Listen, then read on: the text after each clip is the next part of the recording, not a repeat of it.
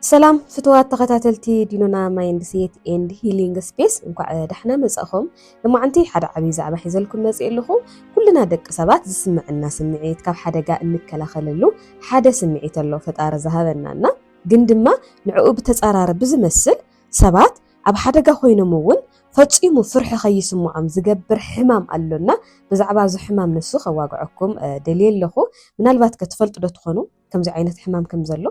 ምንም ዘይፈርሕ ሰብ ክኸውን ከሎ በኣናታ እዩ ዝበሃል ጅግና ደፋር ምንም ነገር ዘይፈርሕ ለኩሉ ነገር ዝጋጠም ገለታት ናልና ሽማት ነውፀሉ ኢና حمام مخانو جن أين فلتن لما عنت جن كم زي عينة حمام كم زلون بسفح خواقعكم يا مخنياتو دينونا ميديا أبتعنا أمرو أبا دينستيو أبا ريليشنشيب أب حدار أمنا من أستلو دخلنا صراحة نركب لما عنت استسلا أمرهم دما أما أخلك أتولكم دلي إيه مالتيو كم تزفلت فرحي ننبسنا كاب حدا كان مكل خال إن تكملوا بهرياوي لو تقيو زي فرح سبجن انتي كمسلي خيلي لكم حسابو اخمنا ازين مبزحت انا نمقماتو زخبد كخون كم زخيلون اندرستاند يقبريه قال سبات جن نزي هيوتي يوم زنبرو زلو كاب نفاريت انت زلون كندفرت اف زاكل فرحي زي سموعم سبات اللو اب سبنتهم هرمون ادرينالي اي زواورنيو بفرحي وقعت لبمون أيوسخن مالتيو مخنيات خنفرح خلنا لبنا وقعت كجمر كله زخنا ززواور هرمون وخ عزريج هرمون ون اللينا تنجر السو أو أميلن مالتيو كوردي كرنك حدا خاب أتوميو نيرو هرمون أدرينالي زمن جوزكي كمت أن العلي زخنا هرمون كفرن كله زخصت حمامي نيرو بسنكز حمام أزيلو الهرمون جنكت وخ كورتيسول يمنكس لزنبرة نتسكي أليوه مالتيو تيزو لكم زلخو كوردي كرنك زبهال حدا قلعا ايو زصنع تغيرو لنيرو ازي كورتيسول زمن جصكي مسوصا حدا كابتن فرحي زي سمعم سبات كوينو تاريفو مالتي ادمي زو خونه ነገር خጋጥም ከሎ ዝድንግጥ ዝብህረር ዝነበረ ልክዕ ተጸከሱ مسوصሉ ግን ምንም ዘይፈርሕ ሰብ ኮይኑ ማለትዩ ካብ በሪኽ ቦታ ዝሽከርከር መጻወቲ ወይ ኸዓዚ ሮለር ኮስተር ኮይኑ ኣይፈርሐን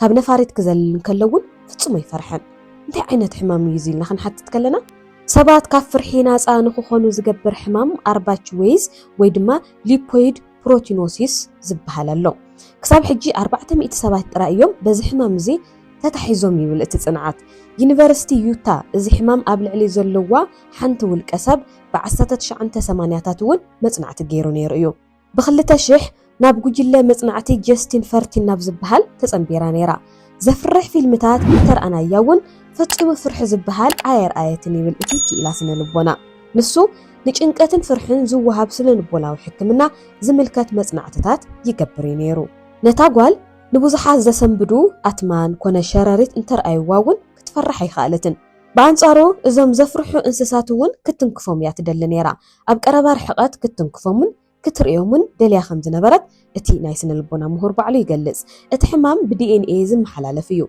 ابوشتي ACM1 استبهال دي ان اي ون يركب يبهال ازي هواسات بحبار نخسرحو زقبر بروتين بمفراي يفلت ACM1 كسن كلو بزحي كالشيمن كولونين يفتر ازي دما موت هواسات يسعب يبلو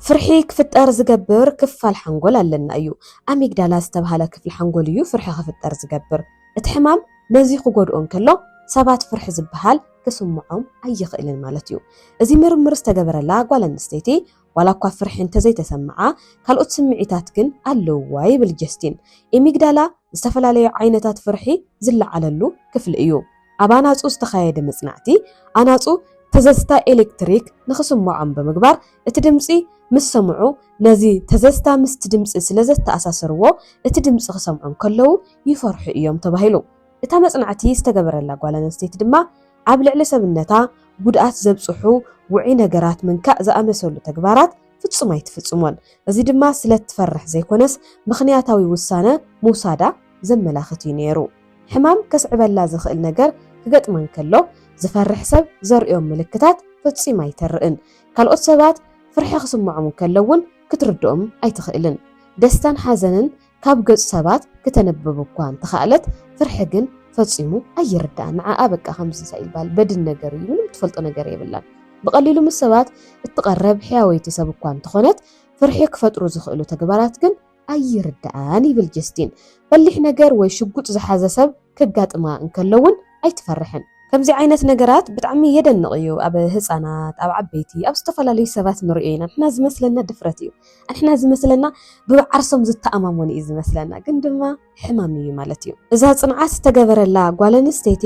ክትቀርቦም ዘይግባእ ሰባት ትቐርብ ንመን ክትኣምን ከም ዘለዋ ስለ ዘይትፈልጥ ኣብ ሓደጋ ናይ ምውዳቕ ሰፊሕ ዕድል እዩ ዘለዋ ብምባል እቲ ክኢላ የረድእ እታ ውልቀ ሰብ ምስ ካልኦት ወለንታውያን ብምዃን ኣብ ዝተሳተፈትሉ መጽናዕቲ ዘይትፈልጦ ሓድሽ ሰብ ክሳዕ 30 ሴንቲሜትር ርሕቐት ክጽግዓ ትፈቕደሉ እያ እቶም ዝተረፉ ግን ርሕቐቶም ክሕልው ይመርጹ ነይሮም ኣሚግዳልኦም ዝተሃሰየ ሰባት ምስ ሰባት ኣፍንጫና ኣፍንጫ ገጢሞም ደው ክብሉ ይኽእሉ እዮም ክብል ኣብ ሜሪላንድ መምህር ስነ ልቦና ዝኾነ ኣሌክሳንደር ሻኽማን ይዛረብ ኤሚግዳላ ኣብ ማሕበራዊ ርክባትና እንታይ ዓይነት ባህሪ ከም እንርኢ ይውስን እዩ ካብ ወጻኢ ድማ ዝኽሰቱ ዓይነታት ፍርሒ እውን ኣለዉ እዮም ኣብታ ተሓካሚት ዝተሰርሐ ሓደ መጽናዕቲ ካርቦን ዳይኦክሳይድ ናብ ሰብነታ ክትአቱ ተገይሩ ነይሩ ካርቦን ዳይኦክሳይድ ሰባት ፍርሒ ንኽስምዖም ዝገብር ንጥረ ነገር እውን እዩ ኣሚግዳልኦም ዝተሃሰየ ካልኦት ክልተ ሰባት ካርቦን ዳይኦክሳይድ ምስ ተዋሃቦም ፍርሒ ተሰሚዕዎም ነይሩ ብቐንዲ ትኹረት እቲ መጽናዕቲ ዝነበረት ውልቀ ሰብ ግን ካብ ጭንቀት ውፃእ ፍርሒ ዝበሃል ነገር ኣይርአየትን ወላቲ ካርቦን ዳይኦክሳይድ ተዋሂባ እቲ ዝተሰማዓ ጭንቀት ኣብ ዕድሚኣ ርኢያቶ ዘይትፈልጥ ፍርሒ እዩ ነይሩ ክብል ክኢላ ስነ ልቦና ጀስቲን ፈርቲን የረድእ ግዳማዊ ስግኣት ክፍጠር እንከሎ ኣሚግዳላ ብዘመሓላልፎ ትእዛዝ ሰብነት መልሲ ይህብ እዩ ኣብ ውሽጢ ሓንጎል ምስሊ ድምፂ